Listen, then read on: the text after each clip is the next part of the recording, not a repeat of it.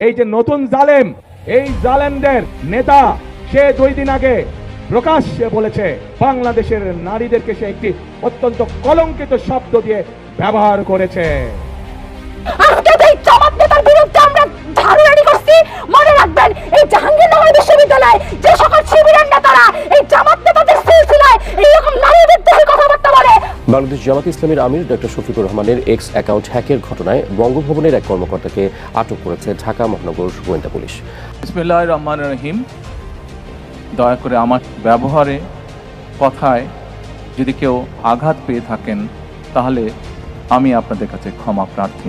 জামায়াত আমিরের x account হ্যাকের ঘটনায় বঙ্গভবনের এক কর্মকর্তা আটকের ঘটনা প্রকাশের পর এবার এক জনসভায় জামায়াত আমিরের কাছে নিজের ভুল স্বীকার করে প্রকাশ্যে ক্ষমা চেয়ে যা বললেন তারেক রহমান।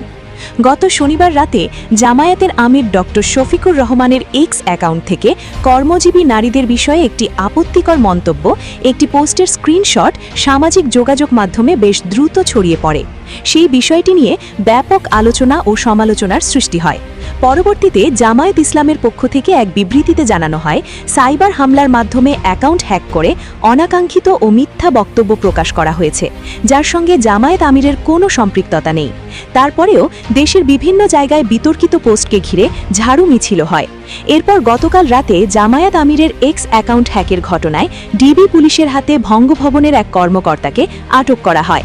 পরবর্তীতে এই অনাকাঙ্ক্ষিত ঘটনার জন্য এক জনসভায় জামাত আমিরের কাছে ক্ষমা চেয়ে তারেক রহমান বলেন, সোশ্যাল মিডিয়ায় যখন বড় বড় কন্টেন্ট নির্মাতারা জামাত আমিরের হ্যাক হওয়া এক্স অ্যাকাউন্ট খুব দ্রুত পুনরুদ্ধার করার বিষয়টি নিয়ে যখন বিতর্ক সৃষ্টি হয়েছিল, তখন সেই পরিপ্রেক্ষিতে তাকে নিয়ে আমি কিছু কথা বলেছিলাম, তাই আমি সেটার জন্য অত্যন্ত দুঃখিত। এটা একটা ভুল বোঝাবুঝি ছিল, দয়া করে আপনারা এটিকে ক্ষমা সুন্দর দৃষ্টিতে দেখবেন। কিন্তু এরপরেও তারেক রহমানকে বেশ সমালোচনা হচ্ছে নেট দুনিয়ায়। একজন দলের প্রধান যদি সত্য মিথ্যা যাচাই বাছাই না করে এরকম মন্তব্য করেন, তাহলে উনি দেশের মধ্যে ন্যায় বিচার কিভাবে প্রতিষ্ঠা করবেন?